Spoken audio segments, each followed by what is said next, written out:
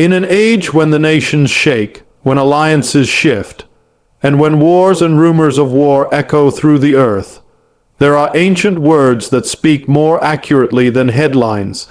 There is a voice that speaks from beyond the veil of time, not bound by politics or military might, but flowing from the throne of the Sovereign One.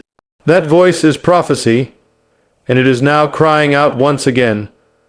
We are witnessing the days foretold, days that the prophets saw in visions and trembled. For what is happening with Iran, what is brewing in the Middle East, is not merely geopolitical, it is biblical. It is prophetic. It is the rising of ancient powers, the reawakening of long, dormant enemies, the unfolding of scrolls written thousands of years ago. And to understand the mystery, we must return to the ancient writings, to Ezekiel, the Son of Man, who was shown a vision of the nations and of a coming fire. What we see unfolding with Iran is not random. It is the continuation of an ancient enmity. It is the rekindling of a fire that began with Persia. Persia, the kingdom that once ruled from the rivers of Babylon to the gates of Greece, now rises again under the name Iran, and its ambitions echo those of old. Ezekiel, in the 38th and 39th chapters of his prophecy, speaks of a confederation of nations led by a power from the north, joined by Persia, Cush, and Put modern, day Iran, Sudan, and Libya arrayed against the land of Israel in the last days. These aren't mere metaphors. These are the coordinates of divine revelation. The names may have changed, but the spirits behind them have not. Iran's vow to wipe Israel off the map, its alliance with Russia, its movements in Syria, Lebanon, and Gaza. These are not isolated events. They are the chess pieces of prophecy moved by unseen hands toward an appointed hour. But there is more. Ezekiel does not only speak of war. He speaks of fire, a fire that comes from the north, a fire that is released upon the enemies of God, a fire that will change the balance of the earth. Could it be nuclear? Could it be judgment? Could it be both? The answer lies in the mystery and in the warning. This is not a message of fear. It is a call to awaken, for in the shaking there is mercy. In the warning there is love. In the fire there is cleansing, and those who have eyes to see and ears to hear must now arise. For the hour is late, and the trumpet is sounding. Let the ancient words come alive. Let the scroll be opened. Let the fire fall not in destruction, but in awakening. And let the watchmen take their place on the wall. For the days of Ezekiel are upon us.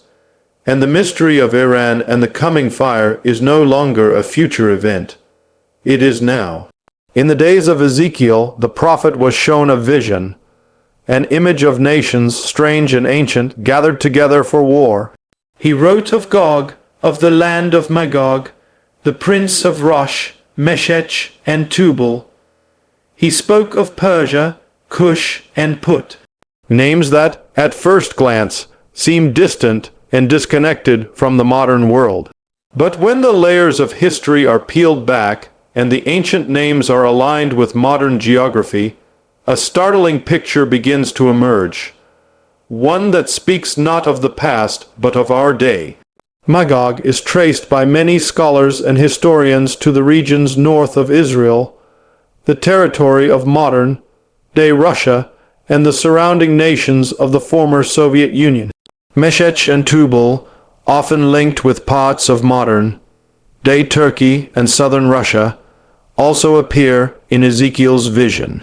Persia, known today as Iran, stands prominently as a named ally, and alongside them are Cush, commonly associated with modern Sudan, and Put, identified with Libya, a coalition of nations, each known for its hostility toward Israel, rising in the last days to wage war against the restored people of God.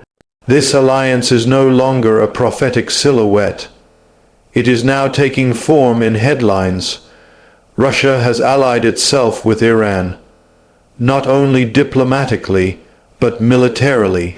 Joint military drills, arms deals, and strategic coordination in Syria have bound the two nations together in a growing axis of power. Iran's military advisors and soldiers operate in Syria with Russian support. Iranian drones have made their way into Russian hands, used in conflicts far from Tehran, and yet binding the two nations through shared interests and a common disdain for Western power and Israeli sovereignty. Turkey, while a NATO member, increasingly turns eastward in its alliances and rhetoric. Its leaders have made controversial statements about Jerusalem, about Israel, and about their role in the Islamic world. Libya remains unstable, a fertile ground for extremism. Sudan has swung between alliances, but elements within it remain sympathetic to the broader anti-Israel sentiment. The ancient names are lining up with modern headlines. What Ezekiel saw in his vision is forming in our world. These nations are not gathering by coincidence. They are being drawn, as Ezekiel said, by a hook in the jaw. God himself, in his sovereignty, is allowing the stage to be set. Not so that Israel would fall, but that his glory might be revealed. For the alliance of Gog and Magog does not end in victory for the invaders. It ends in divine intervention. It ends in the fire of judgment, in the shaking of the earth, in the vindication of his holy name. From the moment of her rebirth in 1948, Israel has been at the center of the world. Attention, admired by some, hated by many, and watched by all. But what is happening now is not just political tension or regional instability. It is something deeper. It is prophetic. The ancient prophecies spoke of a time when Israel would be regathered from the nations, reborn from desolation, and once again stand as a sovereign people in the land given by covenant. That time has come. But the same prophets also spoke of a time when that restored nation would be surrounded by enemies, encircled by hostility, and targeted by the powers of darkness. That time is also now. Israel today is encircled not just by armies, but by ideologies, terror networks, armed militias, and hostile regimes all press against her borders. In the north, Hezbollah, armed by Iran and embedded in Lebanon, holds tens of thousands of rockets aimed at Israeli cities. In the south, Hamas and Islamic Jihad launch attacks from Gaza, fed by Iranian resources and hatred. In the east, the destabilized lands of Syria and Iraq provide fertile ground for militias and proxies loyal to Tehran. And from the west, in the halls of global diplomacy and media, Israel is increasingly isolated, condemned, and accused. But this surrounding is not only military, it is spiritual. Israel is the covenant nation, chosen not because of her righteousness, but because of God's purpose. And therefore, she remains the focal point of the enemy's fury. Anti-Semitism has morphed into anti-Zionism, and the hatred of the Jewish people now wears a diplomatic disguise. Boycotts, sanctions, UN resolutions, international investigations, all form part of the ideological assault against the tiny nation that refuses to be erased. And yet, all of this was foretold. The prophets said that in the last days, all nations would gather against Jerusalem. Zechariah declared that Jerusalem would become a cup of trembling, a burdensome stone. Ezekiel saw the nations advancing from the north, with Iran among them. Joel spoke of multitudes in the valley of decision, and Isaiah proclaimed that no weapon formed against Israel would prosper, not because of Israel's power, but because of God's promise. This gathering storm is not the sign of Israel's defeat. It is the setup for divine intervention. Just as in the days of old, when the sea stood before them and Pharaoh's army pressed behind, Israel will once again see the hand of the Almighty move. The pressure will not destroy, it will reveal. It will uncover the reality that Israel's survival is not by military might or political alliance, but by the covenant of the Eternal One. There is a moment in the prophecy of Ezekiel that causes the earth to tremble, not only in the vision of the prophet, but in the hearts of all who read it with discernment. After the alliance of Gog, Magog, Persia, and their confederates rises against the land of Israel, after they ascend like a storm, covering the land with their might and confidence, something unexpected happens. God intervenes, not with negotiations, not with diplomacy, not with conventional warfare, but with fire from heaven. A supernatural fire, sudden and unmistakable, descends upon the enemies of God and alters the course of history. Ezekiel records that the fire will not only fall upon the invading armies in the mountains of Israel, but will extend to the coastlands and even into the lands of those who dwell carelessly in isles. This is not a localized event. This is not merely a battlefield engagement. It is a divine act that shakes the nations. The prophet speaks of a great shaking, so intense that the fish of the sea, the birds of the heavens, the beasts of the field, and all people on the face of the earth will feel it. Mountains will be thrown down, steep places will fall, and every wall will tumble to the ground. This is not ordinary warfare. This is the fire of God. Such an event points to a dual purpose, judgment and revelation. For the enemies of God it will be judgment. For the nations who have mocked his name, who have conspired against his people, who have trusted in their strength and defied the covenant, it will be a day of reckoning. But for the remnant, for those with eyes to see, it will be a revelation of power. The world will know that it was not the might of Israel that saved her, but the hand of the Holy One. The fire will be a testimony. In a world that denies the supernatural, this fire will break the silence. In an age of unbelief, it will pierce the veil. In a time when many say God is silent, this fire will answer. The prophecy declares that God will magnify himself, sanctify himself, and make himself known in the eyes of many nations. Then they shall know that he is the Lord. It will be the end of speculation. The world will be confronted by the reality of a God who not only watches but acts. Whether this fire will manifest as literal fire, divine judgment, nuclear exchange, or a supernatural phenomenon beyond human comprehension is not fully revealed. But what is certain is this: when it falls, it will shift the axis of human history. It will end the campaign of Gog. It will silence the pride of nations. And it will usher in a new awareness of the God of Israel. Turn on the news, and you will see reports of missile tests launched from Iranian soil, uranium enrichment beyond international limits, threats made against the state of Israel, and warnings from global powers. Yet what seems like breaking news is actually the unfolding of ancient words, written long before any of today's borders existed. Ezekiel saw it, not as a journalist, but as a prophet.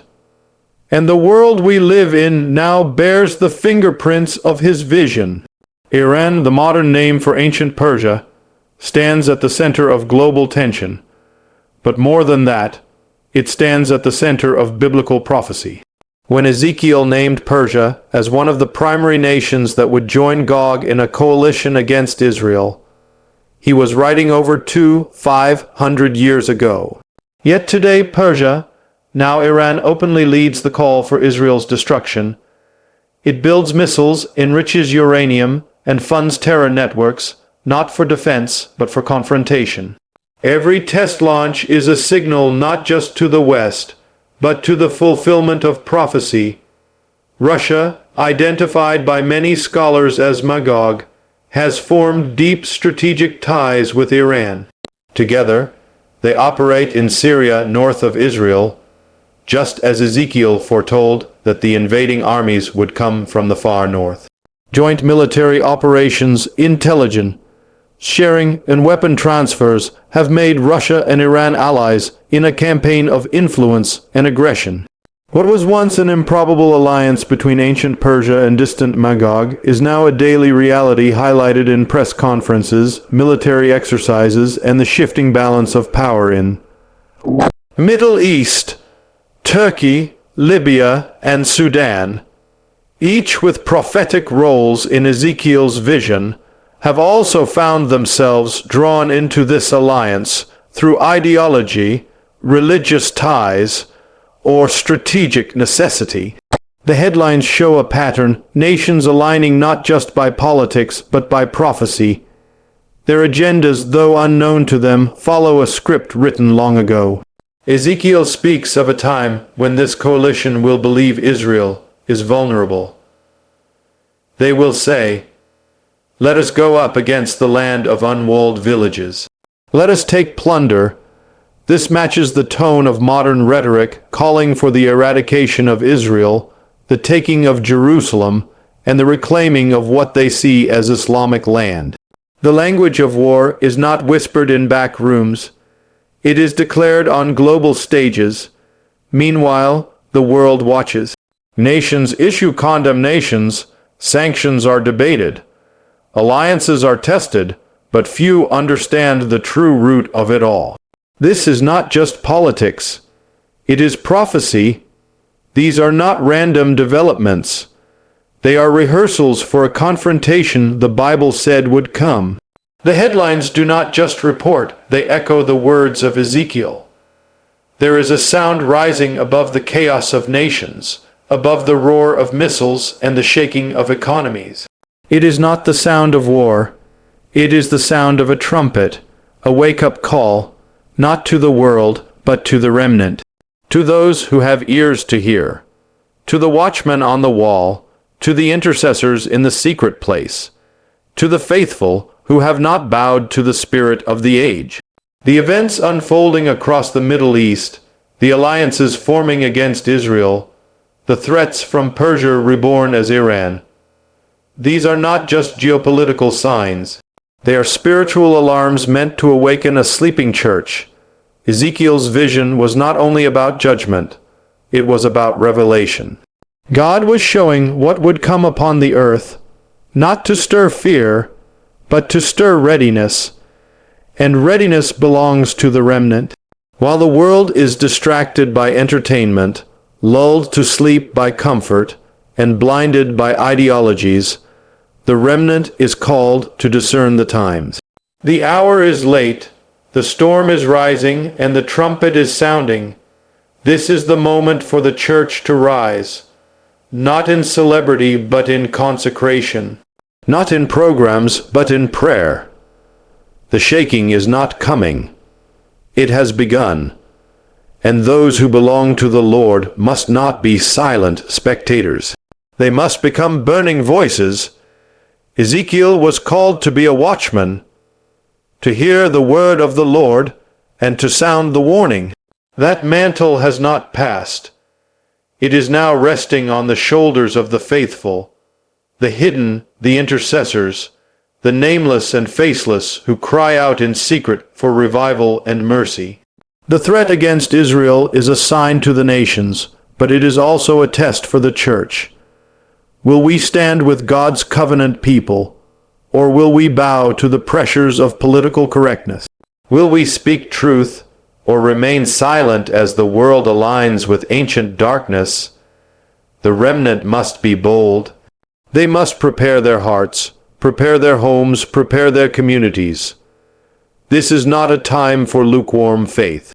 It is a time for fire, for holiness, for courage. The remnant is not large, but it is enough. In every generation, God preserves a people. They may be hidden, but they are holy. They may be few, but they are faithful. They do not seek the approval of men, they seek the face of God.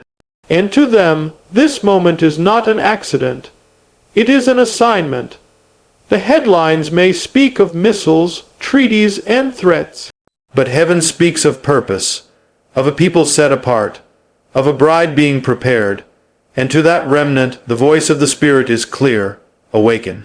Watch, pray, proclaim, the time is short. The night is coming, and the King is at the door. Let the remnant arise. We have walked through the scrolls of ancient prophecy, unfolded the warnings of Ezekiel, and aligned them with the shaking headlines of our world. What once was written in distant lands and distant times has now risen with urgency, clarity, and unmistakable fulfillment in our generation. This is not myth. This is not metaphor. This is the living Word of God unfolding before our eyes. The rise of Iran, the alliance of Gog and Magog, the encirclement of Israel, the coming fire from heaven, and the spiritual wake-up call to the remnant, they are not disconnected fragments. They are pieces of one divine tapestry, woven by the sovereign hand to bring all things to their appointed end.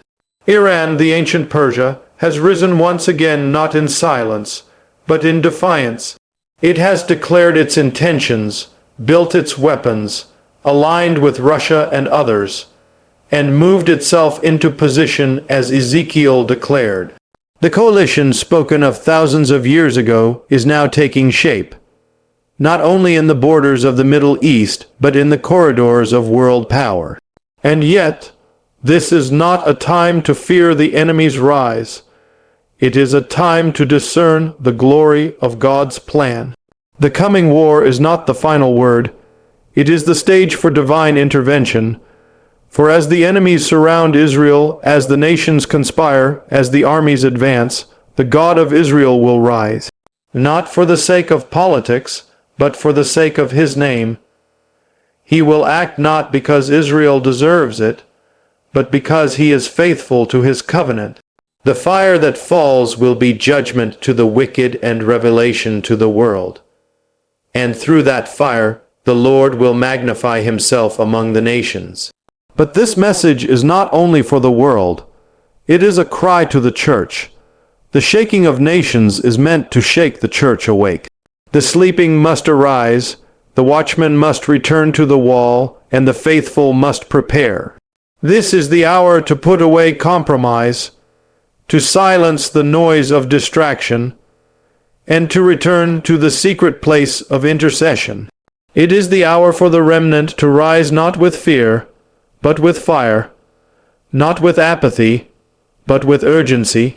We are not waiting for prophecy to begin, we are living in its fulfillment. We are the generation that sees the words of Ezekiel coming alive. And if the Lord has brought us to this hour, he will also anoint us for it. The time is late, but the hope is great. For in the shaking there is mercy, in the judgment there is redemption, and in the fire there is a call to return, to repent, to rise. Let the remnant prepare, let the bride make herself ready, let the nations be warned, let the church awaken. The trumpet is sounding, the fire is coming, and the King is soon to return.